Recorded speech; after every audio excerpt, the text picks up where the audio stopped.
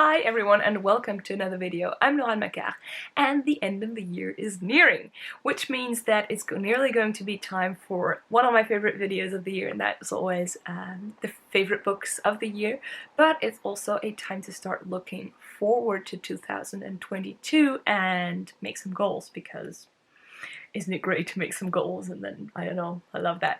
Last year I went a little bit overboard. I think I had way too many goals. I think I had about 10. There were so many things that I wanted to pay attention to that in the end I was constricting myself. I knew I was going to read about 10 books a month, and I think that I had so many goals that each of those books was already fixed ahead of time, and that lack of wiggle room really did not work. I mean, it worked a little bit in the beginning, but then I dropped it for the second quarter. I realized that it wasn't working. In the second quarter I had still some goals or things that I wanted to do, but less. And then in the third quarter I had a reading slump due to all kinds of reasons, but probably also doing too much at the beginning of the year. And then in the last quarter I was back to reading and happy I was reading and not really paying attention to anything. So this year, or at least next year, 2022, I want to have some goals, because I do like the way they structure my reading, but I also know that there should just be a couple, not 10 to 15, which was too much. Now, before I start discussing those goals, I wanted to give you a little bit of a life update, at least something that is going to happen in the first quarter of 2022, because first of all, I'm going to do those goals quarterly, so I can evaluate and see what's working and what's not, and also to take into account life things, because I'm actually going to move at the end of February. My partner and I are in the process of buying a house. We're going to move from the city of Rotterdam, where we've been living now for, I think, I've been here for 3 years, and I think together kind of maybe 4 in total. I mean, there was this period where I was just coming over. Anyway, so 3 years at least in Rotterdam, and we are going to move to another city in the Netherlands, in a different area where we don't know a lot of people. Basically, we're dropping our social lives, and we're going to move to Amersfoort, which is a region where there is a lot more nature and forests, and that's the reason we're moving. It's because we want to cycle in forests. Now when we go mountain biking somewhere, it just makes me so happy, so why not go live there? So we are going to move at the end of February, and while we don't have a lot to do in the house in terms of I don't know, changing stuff, there is still, moving takes time. It takes a lot of time. It takes more time than you think, and that is obviously going to take away from some of the reading, although I think that if I also just continue doing audiobooks, I should be able to still get through some books, which I know has a calming effect on me, so there will still be some reading, but maybe less surrounding that period in time. Now let's get to the goals before I start talking more about how happy I am that we're going to move and how I'm looking forward to it and everything. First off, Invisible Cities. So Invisible Cities is a project that I participated in last year, but I kind of fell off the wagon, and part of the reason for that is because I started way too strong at the beginning of the year. So I already talked about how I want to handle things in 2022, but I'm going to repeat it now. First off, I want to get back into Invisible Cities because I really loved it. So I want to get back to, when I haven't read anything from that country yet, I want to get back to reading, at least reading a book. But I have set myself some caveats. First off, like I said, only if I have not been to the country previously, because there is a chance that I've been there, read there previously as part of my Reading Around the World project, and unless there is a book that is already on my I want to read list, or that I've been meaning to get to, then I don't want to force myself, because there's always books that I want to read. So I want to use Invisible Cities as a way to prioritize things that I'm already excited for. So when I haven't been to a country yet, then I want to really do research, first of all, earlier, but really look into books that I'm really excited to get to, and not just think, okay, this is available to me, I'm going to read this, but only pick up a book if I really want to read it next, because right now all of the books on my TBR are basically books that I want to read next. So it's going to do something with my mental well-being if I'm forcing myself to pick up books that I'm not mega excited to. I'm still going to be excited for them, but not as much as the other ones, and that's not going to work on the long term, if you get what I mean. So really do a little bit more research and also accept that maybe some things aren't available, and then it's okay not to read something. It's better not to read something than to read something that I can kind of smell beforehand that's not really going to work. So that is Invisible Cities. Next off, we have Tackling the Good Old TBR. So let me show you my bullet journal, because at the beginning of the year I made a list of all of the books on my TBR. There weren't that many. I'm someone that likes a TBR that is not too big. So basically I made this whole list, and there were 46 books on this, and as the year progressed, I not only on the other page added the books per month that came into my TBR, but I also crossed them off. So in blue you can see the books that I have read, in purple you see the ones that I DNF'd, and then crossed through are the ones that I unhauled. As I said, I began the year with 46, and I think right now, from previous to 2021, there are about 20 left. And then in the year 2001, at this point, there are 43, well 45, because there are two that I haven't unpacked, I'm keeping for Christmas.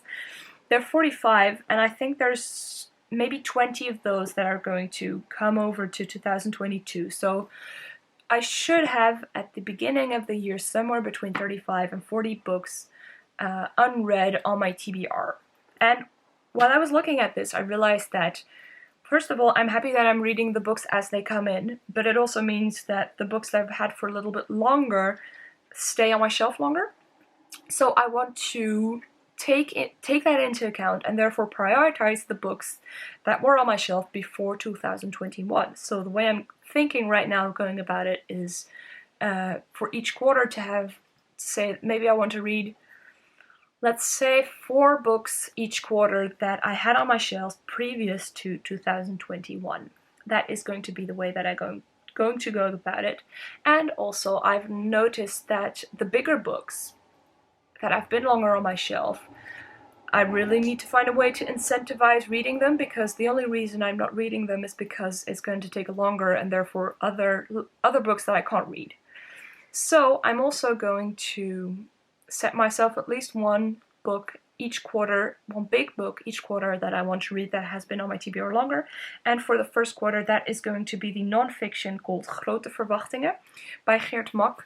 It's a big book about how Europe changes between 2000 and 2022, and I've been excited to get to it for so long, but I just don't prioritize it. So one of my goals for the first quarter is to read and enjoy that book. I have one last goal that I want to try out a little bit for the first quarter, and that is to start rereading more books. I think for the past 2 years now, my library has grown, my own personal library. Before that, I was still a student, and reading wasn't necessarily a bigger part of my life. And as, on the one hand, reading has grown and my financial capabilities have grown, my library has also grown. And therefore, right now, there are books that I've had for 2 to 3 years that I'm now looking forward to reread. And that number is just growing and growing, and I see myself just eyeing them, like, oh, I really wish I would reread you. And I think also that there are a couple that now I will have a different view on. So right now I'm rereading The Secret History, and I view it completely differently than when I read it 3 to 4 years ago. So I'm really looking forward to that. So I'm going to give myself the room to do that by giving myself the goal of rereading one book every month. And I really want to tackle this as a way to give myself the space to do that. Right now, I don't reread books because it feels like it takes up time.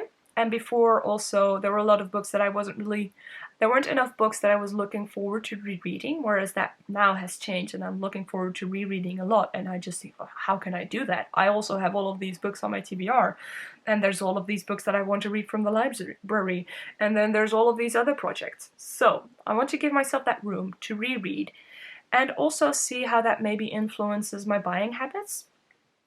Last year, my buying habits have changed, and I'm trying to really when there's not buy a book when I think I'm going to, well, no, I should explain this better.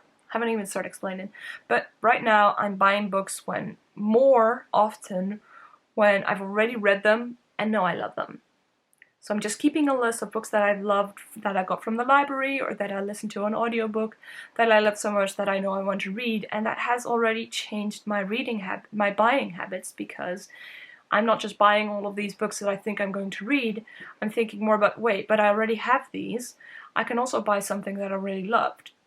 And that kind of, I don't know, it means that my TBR doesn't grow as much.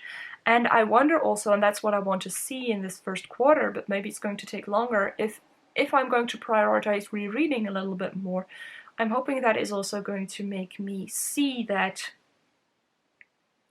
I can't buy all of these books, new books, because I literally don't have the time to read them. So right now there's a kind of equal ratio between what comes in and what I read, but I'm hoping, maybe, I'm curious to see if rereading also impacts that, is maybe the conclusion.